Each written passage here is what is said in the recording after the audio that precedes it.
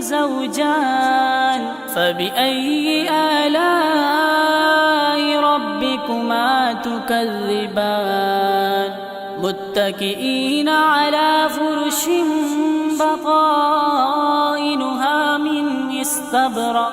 وجنى الجنتين دان فبأي آلاء ربكما تكذبان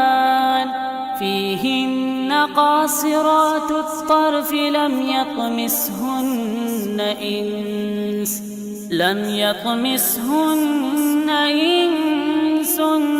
قبلهم ولا جان